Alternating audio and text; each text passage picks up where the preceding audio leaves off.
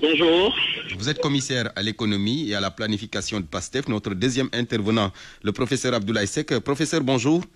Bonjour Barthélémy. Économiste ancien, conseiller à la cellule des grands projets à la présidence sous Abdoulaye Wade. Alors, je donne la parole en premier à M. Diop, Cheikh Fatma, commissaire à l'économie et à la planification de PASTEF. Alors, M. Diop, le changement de régime qui s'accompagne d'un changement de référentiel pour les politiques publiques, le PSE, qui était donc le cadre de référence du régime de Macky Sall, remplacé par le projet de transformation systématique du Sénégal, tel que déclaré par le chef de l'État, le président Bassirou Diomaye Faye, un projet axé sur plusieurs priorités. D'abord, est-ce que vous pourrez venir un peu sur les priorités centrées autour de ce projet? Merci beaucoup. Je vous remercie pour l'invitation. Comme vous l'avez si bien expliqué, le président de la République, à travers le tout premier Conseil des ministres qui a produit un communiqué, est revenu sur cette question centrale du référentiel des politiques économiques qui devrait guider son mandat 2024-2029. Il a effectivement demandé à ce que ce référentiel soit changé, donc du plan Sénégal émergent que nous avions connu jusqu'ici vers ce qu'on appelle, nous, le projet donc de transformation systémique du Sénégal.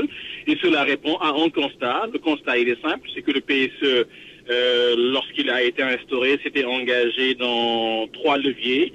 Le premier, c'était la transformation structurelle de l'économie, c'est-à-dire aller vers une situation où les ressources sont allouées des secteurs les moins productifs vers les secteurs les plus productifs. Le deuxième levier était autour du développement du capital humain et le troisième autour de la bonne gouvernance. Le constat implacable, c'est que sur ces 3 leviers-là, sur ces 3 axes-là, le PSE n'a pas pu atteindre ses objectifs qui étaient certes reluisants sur le papier, mais n'ont pas pu faire d'effets positifs sur le terrain et dans la réalité. C'est ça qui a justifié cette volonté de changement et c'est cela qui a été proposé aux Sénégalais lors de la campagne électorale et des années avant, dans le cadre de ce projet que nous avions martelé depuis le début de la création de notre parti et qui aujourd'hui a pris forme dans la campagne à travers le programme qu'on a présenté aux Sénégalais et qui permettra de changer de référentiel maintenant que nous sommes au pouvoir. D'accord, mais aujourd'hui, le projet est axé sur quel levier? Oui, le projet est axé sur 5 axes. Le premier axe, c'est d'abord et avant tout le renouveau institutionnel et engagement africain, tout simplement parce que vous ne pouvez pas faire du développement économique endogène, vous ne pouvez pas réussir vos objectifs économiques si les institutions qui tiennent ce pays ne sont pas des institutions performantes. Et lorsqu'on parle des institutions performantes, c'est d'abord celles que nous connaissons de façon classique, l'exécutif, l'Assemblée nationale qui doit jouer son rôle, le judiciaire, mais c'est aussi avant tout l'administration centrale qui doit jouer un rôle d'administration moderne, d'administration déchargée de la corruption, d'administration efficace au service du développement économique. Le deuxième levier ou le deuxième axe, c'est l'axe économie endogène et souveraineté alimentaire. C'est sur cet axe-là que le gouvernement précédent a largement échoué parce qu'on n'a pas pu endogénéiser l'économie, notamment par la décentralisation économique et donc la décentralisation des opportunités, l'érection de pôles économiques pour permettre aux Sénégalais, là où ils sont nés, là où ils ont vécu, de pouvoir accéder aux opportunités économiques, notamment par la transformation industrielle des ressources que nous avons et qui sont logées essentiellement dans le secteur primaire. Le troisième levier, c'est évidemment le capital humain et la qualité de vie. Ça passe par une éducation et une formation professionnelle et supérieure qui correspond aux besoins de notre économie et qui correspond aux dynamiques d'épanouissement de nos compatriotes. Le quatrième levier, c'est tout ce qui est support autour de la science, la technologie et les infrastructures durables. Là également, il s'agit de changer de paradigme, mettre en place des infrastructures cohérentes qui puissent épouser parfaitement cette dynamique endogène, cette dynamique de vraiment territorialisation des politiques publiques. Et enfin, le cinquième et dernier levier, c'est le levier de sécurité nationale et internationale, parce qu'il n'y a point de développement sans sécurité. Il faudra protéger notre territoire intérieur, protéger notre territoire de ce qui se passe à l'extérieur. On connaît la situation dans la sous-région, le cercle de feu autour du Mali, du Burkina. Une fois que ce territoire sera sain, il pourra porter les politiques publiques nouvelles de développement endogène. Cher Fatma Diop, merci. Je reviens à vous tout à l'heure, M. Diop. Professeur Abdoulaye Seck, PSE projet, quel est selon vous le référentiel apte même à développer le Sénégal? Alors, merci Barthélémy. Je voudrais profiter de votre occasion pour présenter mes vœux à la Oumma islamique et également prier pour le repos de l'âme du Premier ministre Mohamed Boun Abdallah Dionne. Donc, vraiment, qui est un grand commis de l'État. Et saluer également mon ami Cheikh Fatma Diop. Je pense que nous sommes de la même région normalement, de la région de l'Ouest, département de Kébémer. Je voudrais juste dire que, à entendre M. Cheikh Diop, on comprend aisément que, effectivement, comme ça a été décliné, le projet est une initiative qui découle d'une analyse approfondie, d'un diagnostic approfondi, d'une analyse de la situation de référence qui est le PSE, qui est une propriété nationale depuis 2014, le référentiel applicable au Sénégal. Ils sont partis d'une analyse approfondie, d'un diagnostic sur les manquements, les acquis, les échecs et également les perspectives du PSE pour donner une déclinaison socio-économique à ce qu'on appelle le projet, dans sa dimension socio-économique. Ce qui veut dire quoi? Ce qui veut dire que il est évident que les acquis du PSE vont être préservés. C'est des acquis qui vont être préservés et pérennisés. Les manquements seront corrigés et en d'autres termes, il y aura des innovations en termes de politique sectorielle qui viendront se greffer pour permettre d'avoir une économie beaucoup plus porteur d'emploi, beaucoup plus porteur de bien-être, mais également de croissance au profit des Sénégalais et des Sénégalaises. Donc, ce qui veut dire que le projet dans sa déclinaison socio-économique ne peut pas être une initiative très isolée, très déconnectée de la réalité. Parce qu'il faut, pour une étude économique sérieuse, avoir une situation de référence. Une base à partir de laquelle nous allons bâtir nos politiques et programmes et voir maintenant qu'est-ce qu'on doit faire, qu'est-ce qui doit être amélioré. En fait, lui, il est parti de l'analyse des résultats du PSE en disant que sur certains axes, il n'y avait pas de résultats escomptés. Oui, c'est ça le diagnostic. C'est pourquoi tout est parti de cette situation de référence. Donc, il y a des acquis du PSE qui vont être pérennisés.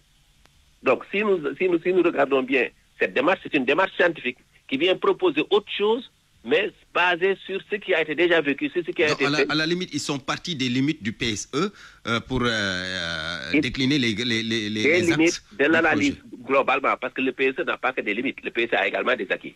C'est évident. Et tout le monde l'a vu. Le PSE a également des acquis. Le PSE a des limites. Mais le PSE est un référentiel national. Il faut se rappeler qu'en 2012, le président Macky Sall ne nous avait pas présenté un PSE. Le président Macky Sall nous avait présenté le Yono Yokote.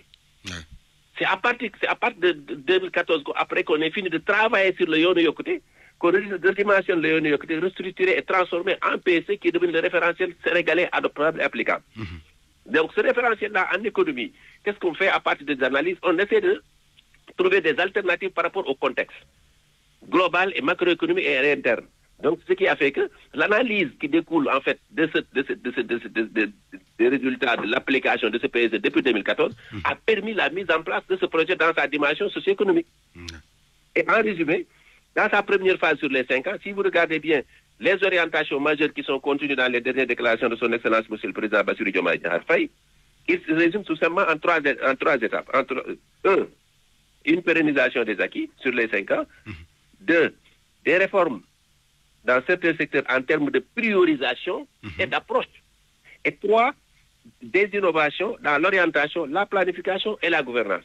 Ces 3 éléments-là résument en fait tout ce qui a été développé et pour permettre également de justifier le contexte et l'application de ce nouveau projet qui est porteur d'espoir et qui a fait que les Sénégalais ont voté dans leur écrasante majorité pour le président Bassirou Diomaye Faye. D'accord. Je reviens à vous tout à l'heure, professeur. Cheikh Fatma Diop, est-ce que ce nouveau référentiel, le projet, ne va pas soulever des questions sur le devenir du document de programmation budgétaire et économique pluriannuel 2000? Est pertinent parce que dans notre programme, la question de la transformation industrielle des ressources que nous avons occupe une place centrale et nous sommes même allés aussi loin que de mettre en place des pôles économiques régionaux, au total 8. Il y a un pôle autour du sud, donc l'agropôle sud viendra se greffer à ce pôle qui ira naturellement au-delà de l'agropôle qui, me semble-t-il, ne concerne que le produit, la mangue et l'anacarde. Voilà en fait de tels exercices qui seront faits de sorte à écrémer l'existant, faire ressortir ce qui ne correspond pas à notre vision d'un développement économique endogène, garder ce qui peut l'être. Et c'est donc tout naturellement que les documents, au-delà de documents de programmation budgétaire et économique pluriannuelle, seront modifiés très naturellement. Parce que si vous avez de nouveaux programmes qui viennent évidemment s'y greffer à certains... Justement, est-ce que vous ne pensez pas que ça risque de créer un petit blocage? Parce que on le sait, ce document a été adossé au PSE, document qui a été fixé par une loi votée à l'Assemblée nationale. Pour ce faire, pour un changement, il va falloir que le président Bassirou Diomaye Faye passe d'abord par l'Assemblée nationale à travers une majorité, ce qui n'est pas le cas pour le moment. Oui, vous savez, en fait, à l'Assemblée nationale, ce qui est voté, c'est une loi de finances. C'est une loi de finances avec des prévisions en termes de recettes et de dépenses. Les autres documents, évidemment, viennent se greffer à cette loi de finances-là. Évidemment, les députés les étudient, mais s'il y a cohérence dans la loi de finances, évidemment, avec ses répercussions dans ces différents documents-là, il n'y aurait pas de raison que les députés rejettent ça. Et puis, de toute façon, changement de référentiel ou pas, les députés ont cette latitude et même ce devoir que leur ont conféré les Sénégalais d'étudier tout ce qui leur parvient et d'en apprécier la pertinence ou pas. Donc de ce point de vue, il n'y a pas de changement. Ce qui est important, c'est que lorsqu'on est élu, qu'on s'assure que la situation actuelle n'est pas bonne, et là on peut le démontrer par des chiffres pour aller vite, parce que nous n'avons pas énormément de temps, mais sur la transformation structurelle, aujourd'hui, la part de contribution du primaire, du secondaire et du tertiaire dans le PIB est exactement peu ou prou la même chose qu'en 2012. D'ailleurs, le tissu industriel autour du secondaire s'est largement détérioré sur ces dernières années. On est toujours dans du 15, 25, 60 en termes de primaire, secondaire et tertiaire, peu ou prou, de façon générale. Sur l'axe capital humain, l'indice de développement humain est très clair. Le Sénégal est passé de la 154e position à la 169e cette année-ci, ce qui fait un recul de 15 places. Sur l'indice de perception de la corruption par rapport à l'axe 3, bonne gouvernance du PSE, nous sommes dans la zone rouge avec une note de 43 sur 100. Donc le diagnostic, il me semble précis, c'est un diagnostic d'échec. Qu'est-ce que vous faites lorsqu'il y a un diagnostic d'échec? Vous changez l'existant et vous allez vers autre chose qui puisse vous promettre la réussite. Cette autre chose-là, c'est développement économique endogène par une maîtrise de nos territoires, par une maîtrise de nos ressources économiques et financières, par une maîtrise de notre levier monétaire pour pouvoir impulser le développement à partir des territoires et le faire de façon maîtrisée en changeant les priorités, en mettant l'accent sur le secteur primaire, mieux développer l'agriculture, mieux développer l'élevage, mieux développer la pêche et ensuite avoir un secteur de transformation cohérent qui s'adosse à ce primaire-là avant d'aller vers les services de la distribution nationale et internationale. Merci beaucoup, cher Fatma Diop. On vous retrouve tout à l'heure dans le journal de 13h avec Eladji Ndiogou Diène. Professeur Abdoulaye Seck, je termine avec vous sur la même question concernant le devenir du document de programmation budgétaire économique pluriannuel, document adossé au PSE qui a été voté à l'Assemblée nationale. Est-ce que le président aura besoin, en tout cas, d'une majorité pour revoir ce document-là?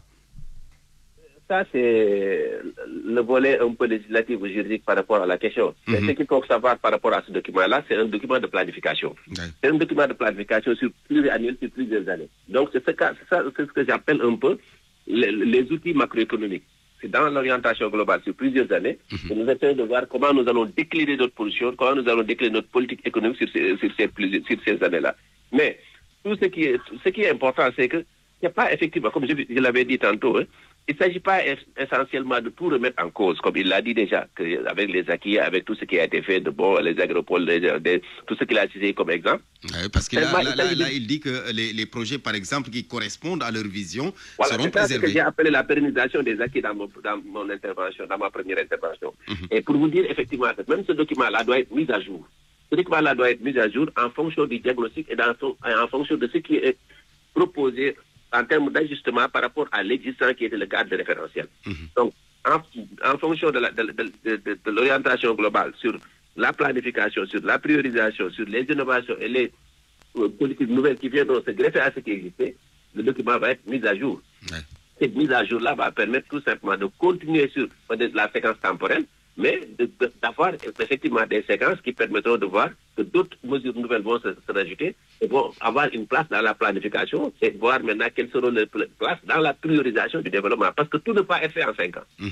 Tout ne peut pas être fait en 5 ans. Donc il faudra toujours un document qui va au-delà du mandat du président de la République pour nous permettre d'avoir une organisation très claire et voir jusqu'où le cap sur combien d'années sur 2035, 2055, et voir maintenant quelles sont les perspectives de développement que nous offre notre économie dans cette marche, dans cette progression. Ce qui nous permettra de voir est-ce que nous sommes dans une bonne dynamique pour atteindre nos objectifs fixés d'ici l'an 2035, 2045 ou 2050. Merci. Merci beaucoup, professeur. C'est moi qui vous remercie. Merci.